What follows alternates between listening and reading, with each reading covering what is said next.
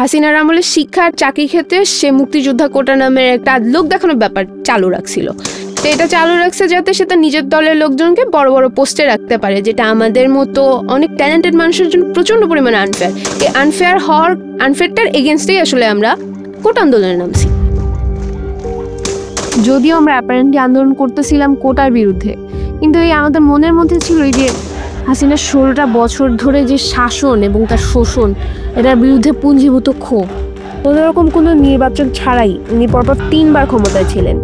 শত শত মানুষকে খুন করেছে, গুম করেছে, ব্যাংক লুট করেছে। তার বিরুদ্ধে একটা টু শব্দ করলেই সে দুনিয়া থেকে গায়েব করে দিবে। আর এই ক্ষোভটা তো আমাদের মনের মধ্যে সবসময় ছিল। এই ক্ষোভটাকে সাথে নিয়েই আমরা কোটা আন্দোলনের নামছিলাম।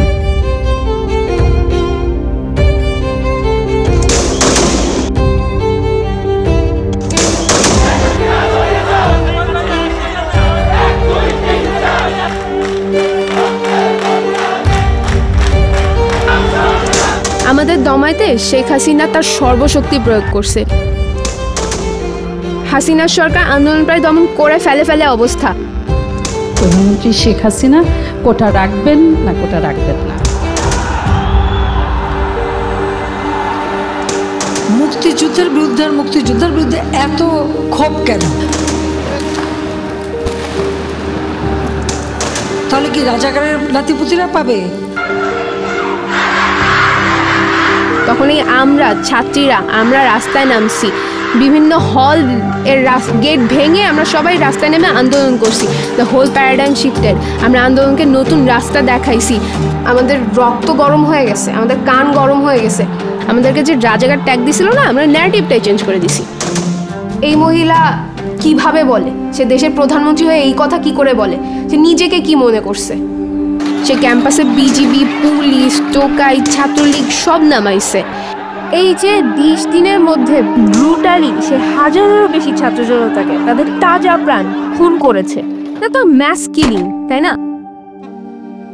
ওই কলেজের একটা মেয়ের আমি ভিডিও দেখলাম যে মাথার এদিকটা দেখা যাচ্ছে ওকে কোলে করে নিয়ে যাওয়া হচ্ছে বা আঁকড়ে ধরে রাখা হয়েছে, এদিকটা কিছু একটা নাই, হলো, এদিকটা আঘাত আর ঝরঝর করে রক্ত পড়তেছে।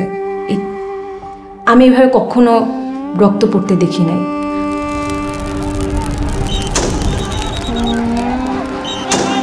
এই যে ছোট ছোট বাচ্চাদের হত্যা করছে, হাজারো মায়ের বুক খালি করছে, এর দায় কে নিবে? নাইমাকে হারিয়ে নাইমার ছোট ভাই তাসপিয়া, বড় বোন, 2 ভাই বোনে অসুস্থ, মানে একদম পুরো অসুস্থ। খাটের উপরে হাত উপরে দিও না, পা নাড়াইও না, মানে মানসিক এতটাই অসুস্থ, আমরা হাত পা নাড়াইতে পারতাম না, বলে গুলি আসে, গুলি আসে।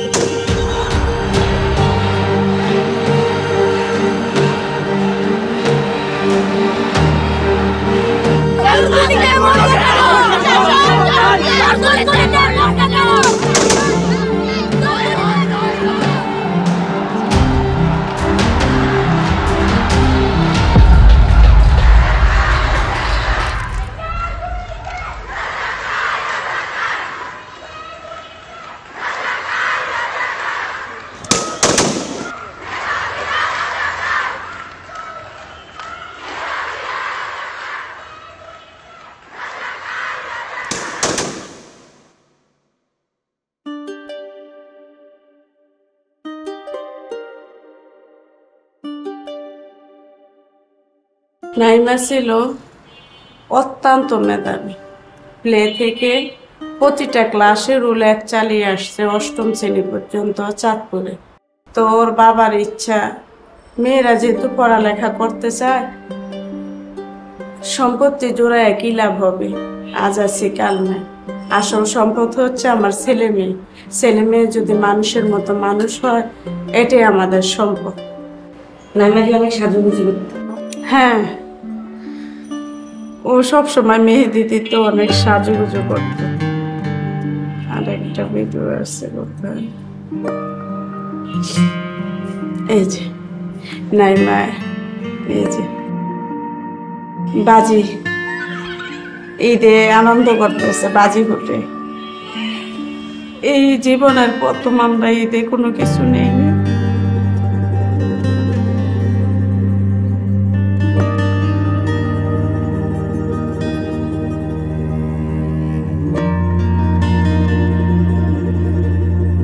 আমি সুস্মিতা মিম, আমি প্রিন্ট মেকিংয়ে মাস্টার্স ফার্স্ট পার্টে ঢাকা ইউনিভার্সিটিতে আছি। আমরা শাহবাগে যখন শান্তিপূর্ণভাবে বসছি, আমাদের দাবিটা আমরা জানাইছি, তখন পুলিশ এসে আমাদের মেরেছে, আমাদের বন্ধুদের গায়ে হাত তুলেছে, মেয়ে বন্ধুদের গায়ে হাত তুলেছে, তারা গুলি করেছে আমাদের ক্যাম্পাসে। তাদের সাহস কী করে হয়েছে? তারা এতখানি অ্যাগ্রেসিভ আচরণ করেছে, এটা শেখ হাসিনার নির্দেশ ছাড়া তো সম্ভব না।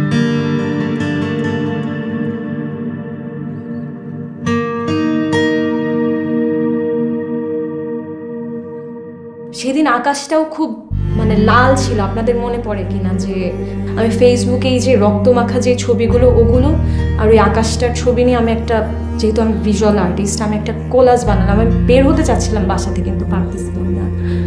রাতে যেটা হলো, দেখলাম যে জাহাঙ্গীরনগরের আমার কিছু ফ্রেন্ডরা ওরা লাইভে ছিল, তখন ওদেরকে ঘেরাও করে ফেলে টিয়ার শেল মারা হয়।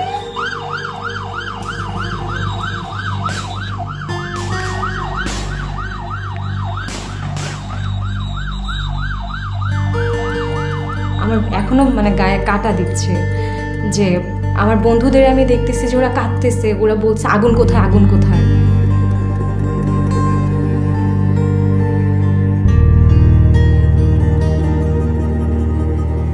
ঘরে বসে এই প্রতিবাদ করে যায় চিত্রাঙ্কনের মাধ্যমে, এই যে যা তার প্রতিবাদী চিত্র হিসাবে ভাইরাল হয় এই চিত্র। তারপরে নাইমায় বন্ধুদের সাথে কথা বলতো যে আমরা কিভাবে আন্দোলনে যাওয়া যায়, বন্ধুদেরকে উৎসাহিত করতো এই ব্যাপারে, তোরা তোদের কাছ থেকে কর, আশেপাশে যারা আছে আমরা এখানে করি। ওই সময় তো উত্তরার অবস্থা জানেন কি অবস্থা।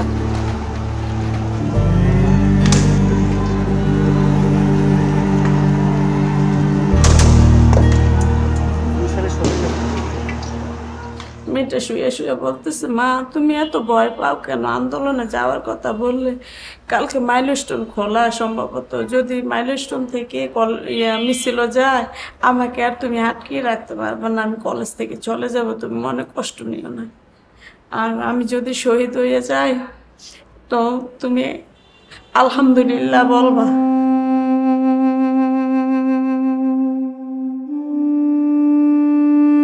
আর কষ্ট থেকে বড় কথা হচ্ছে যে রাগটা, এখন কিছু করতে হবে। মানে মরে গেছে একজন, একজন চলে গেছে, একজনকে মেরে ফেলা হয়েছে, হত্যা করা হয়েছে, এখন বসে থাকা যাবে না, বের হতে হবে।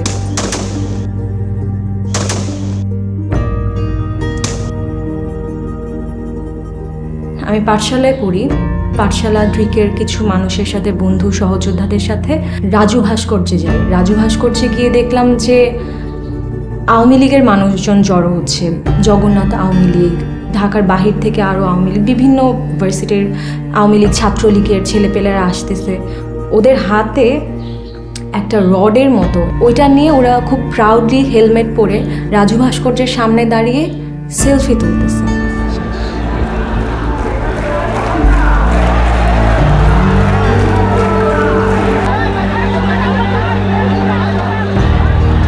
যখন উত্তরা মেডিকেলের সামনে দিয়া যখন ছাত্রদের ধাওয়া দেয়, ছাত্ররা তখন আমার বাসার নিচে অবস্থান করে। তখন পুলিশের সাথে সাদা পোশাক দেয়, কারা এটা আমি জানি না, সবার হাতেই বন্দুক। আর নাইমাকে যে গুলিটা করছে ওইটা টার্গেট করে করছে। একজন পুলিশ হচ্ছে ট্যাঙ্কের উপর বসে গুলি করতেছে আর সে হাসতেছে, সে হেসে হেসে গুলি করতেছে। এইটা যে কি ভয়ানক একটা জিনিস, যে ও কি মজা পাচ্ছে, ওর কাছে কি এটা একটা গেমের মতো, যে আচ্ছা মজাই তো, একটা মারলাম আরেকটা মেরে দেখি কেমন লাগে। যখন মেয়েটা দেখলাম এইভাবে নিচের দিকে তাকায় রয়েছে গুলিটা খাওয়ার পরে দেখলাম শুয়ে গেছে আর কি, আমি বুঝতে পারি না। এমনি তো বৃষ্টির মতো শব্দ শুনতেছি গুলির, কিন্তু আমার এখানে যে ওকে গুলি করছে এটার শব্দ হয় না। আর হেড শটস হচ্ছিল, ওরা টার্গেট করে মাথায় মারতেছিল। আমি দেখি যে যখন রক্ত ভাইসা যাইতে আছে, মানে চাপ দেওয়ার মতো না, কান দিয়েও রক্ত বেরোইতেছে, আমি কোন দিক দিয়ে ওকে চাপ দিয়ে ধরবো। তখন আমি কি যে করছি আমি নিজেও বলতে পারতাম না তখন আমি কি করছি। এটাই আমার মনে আছে, আমি দরজাটা খুলছি যে আমি আর বলতে পারি না আমি কি অবস্থায় ছিল।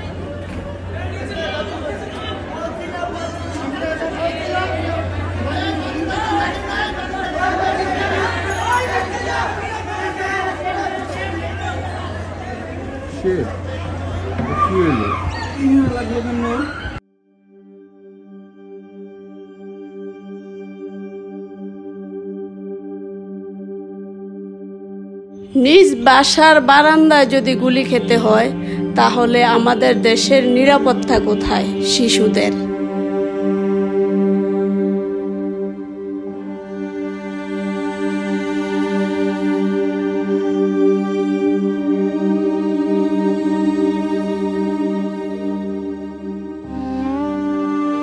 আর আমার অবস্থা তো কি বলবো, আমার অবস্থা আমিও নিজে সাইকোলজিস্ট রোগী, নিজেও দেখাই, বাচ্চাদেরও দেখাই।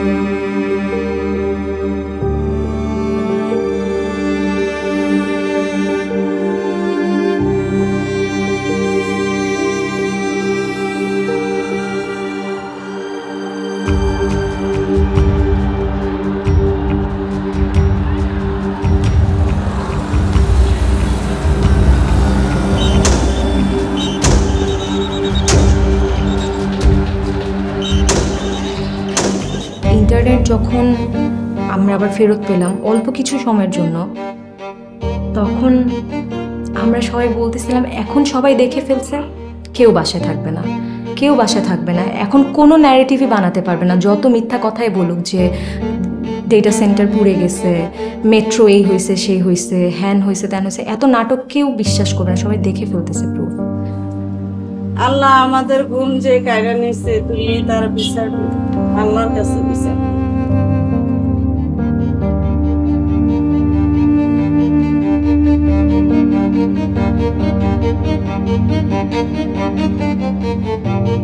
আমরা মেয়েরা করলাম, আমরা ছেলেগুলোকে ভেতরে রাখলাম, আমরা সামনে আগায় আসছি। আমরা সামনে আগায় আসছি এই কারণে যাতে ওরা অন্তত মনে করে সামনে মেয়েরা আছে, মেয়েদের দেখে অন্তত ওরা গায়ে হাত তুলতে বা গুলি করার ব্যাপারে বা যেটাই বলেন ভায়োলেন্ট হয়ে যাওয়ার ব্যাপারটাই তারা যেন একটু অন্তত দুইবার চিন্তা করতে পারে। তো আমরা এই স্ট্র্যাটেজিটুকু ফলো করছিলাম যাতে ওরা অন্তত, আমি যেন ওদের আমার ছেলে বন্ধুগুলোকে সেভ রাখতে পারি।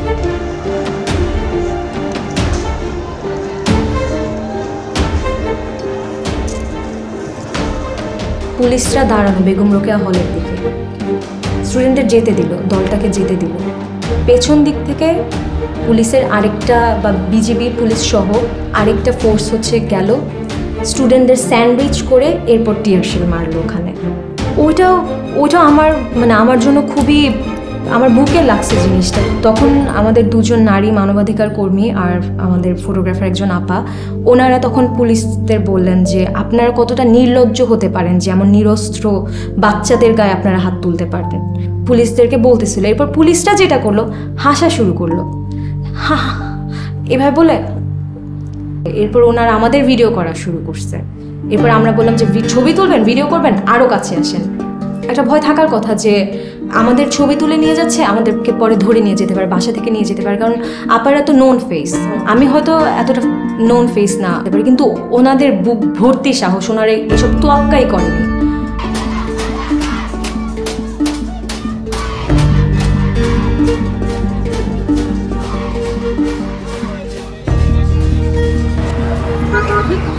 এই জায়গাটাতে হচ্ছে টিয়ারশেল মারা হয় বা সাউন্ড গ্রেনেড ছিল, ওই পাশটাতে র্যাব ভর্তি, এদিকে পুলিশ। স্টুডেন্টরা তখন হচ্ছে কলাভবনের দিকে শেল্টার নিচ্ছিল। স্টুডেন্টরা যখন আবার ফেরত আসার চেষ্টা করে, ওদের উপর আবার হামলা করা হয়। এখানে যে টিয়ারশেলটা পড়ে বা সাউন্ড গ্রেনেডটা পড়ে, ওটা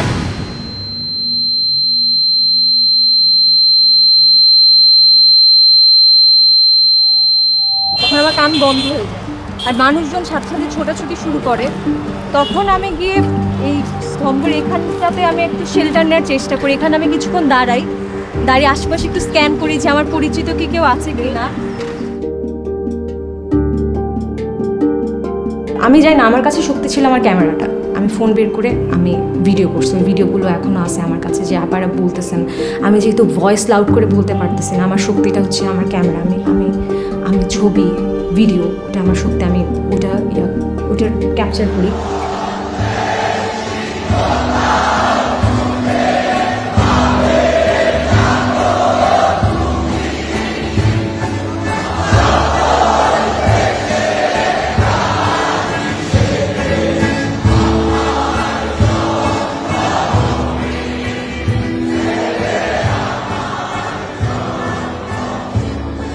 আপনাদের মনে আছে কিনা জানি না, উত্তরা বিএনএস সেন্টারে একটা মেয়ের ছবি এত ভাইরাল হয়েছিল, ওই যে বৃষ্টির মধ্যে হাত উঁচায়ে আন্দোলন করতেছে। এটা আমাকে প্রচণ্ড ইন্সপায়ার করছিল।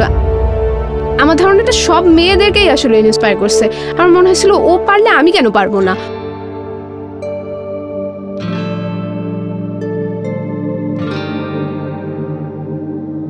5 তারিখ সকালবেলা মানে ভোরবেলা উঠে আমি আমার বিছানাকে এমনভাবে গুছালাম যে দেখে মনে হয় যে আমি ঘুমাচ্ছি। এভাবে আমি বের হয়ে চলে আসছি। দ্বিধা পুরো রাস্তায় ছিল যে মরে যাবই।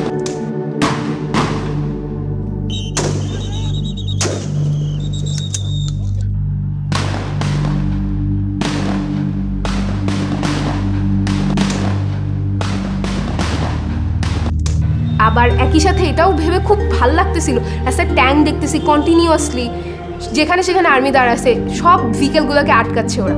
কিন্তু একই সাথে এই জিনিসটা ফিল হচ্ছে যে কিছু তো একটা বেটার আমি করতে যাচ্ছি, যেখানে যাচ্ছি আমি বেটার কিছু একটা করতে যাচ্ছি। মজার কথা হচ্ছে আপারা বলতেছিলেন যে বেশি দিন কিন্তু এই সরকার টিকবে না, আপনারা কিন্তু ঘুলটে যাবে, টেবিল উইল গেট টার্ন, আপনারা শিক্ষা পাবেন, বেশি দিন পারবেন না, আপনাদেরকে ইউজ করা হচ্ছে। 5 তারিখে আমার সবার প্রথম এই ভিডিওটার কথাই মনে পড়ে যে হ্যাঁ আপারা বলছিলেন, তখন গুজবাম্পস দেয় আমার সারা শরীরে।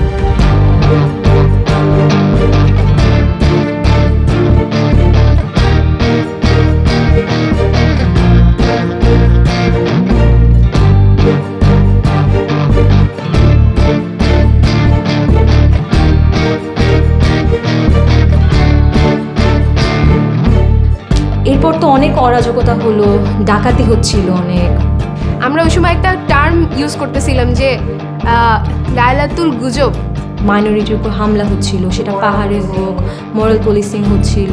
কেউ বলছে যে ইন্ডিয়া আমাদের কাছ থেকে দেশ নিয়ে যাচ্ছে, সাভারে সব অস্ত্র নিয়ে ইন্ডিয়ান সৈন্যরা নাকি আসছে, তারা নাকি হিন্দিতে কথা বলছে।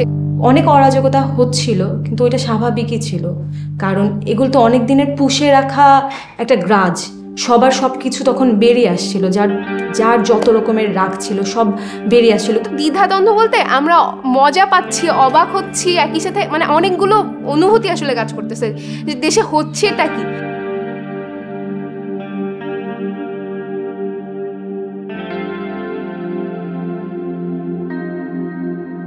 এই বিপ্লব কিন্তু কারো একার না, সবারই বিপ্লব। এই জন্য সবাই চাচ্ছে নিজের ভাগটা নিয়ে নিতে, যেটা অবশ্যই ভ্যালিড। সবাই নিজের যে অধিকার সেগুলোর জন্য রাস্তায় দাঁড়াচ্ছিল। সেখানে নতুন সরকার কি করবে? আমি আইন অনুযায়ী অন্তর্বর্তীকালীন সরকারের প্রধান উপদেষ্টা পদের কর্তব্য বিশ্বস্ততার সহিত পালন করিব।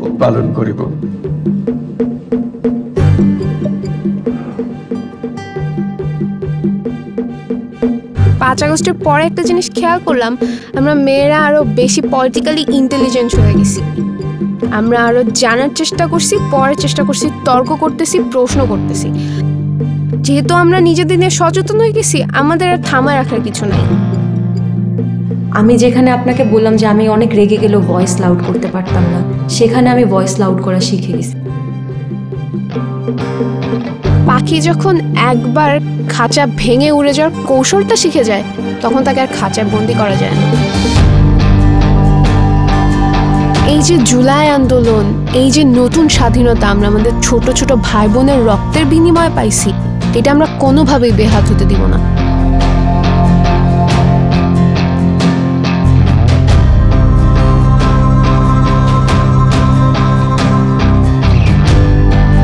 কেন দেখেন নাই মোহাম্মদপুরে মোরাল পুলিশিং এর সময় কি হয়েছে?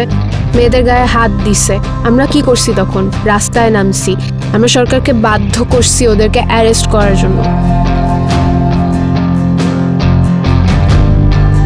এই সরকার হোক বা নতুন যে কোনো সরকারই আসলে তারা যদি শুধু নিজেদের কথা ভাবে, নিজেদের পকেট ভারী করার কথা ভাবে, জনগণের কথা না চিন্তা করে, তখন আমরা রাস্তায় নামবো, আমরা আন্দোলন করবো আবারও। আল্লাহ, এখন আমি বিচার চাই, আমি সঠিক বিচার চাই সরকারের কাছে। এই হত্যার সাথে যারা জড়িত আছে তাদের প্রত্যেককে, যারা তদন্তের মাধ্যমে যারা দোষী তাদেরকে আমি শাস্তি চাই, তাদের ফাঁসি চাই। এতগুলা মায়ের বুক খালি করছে। আমরা যেমন জুলাইকে জন্ম দিছি, জুলাই আমাদেরকে জন্ম দিছে। July has change us all. আমরা এখন শুধু উড়বো।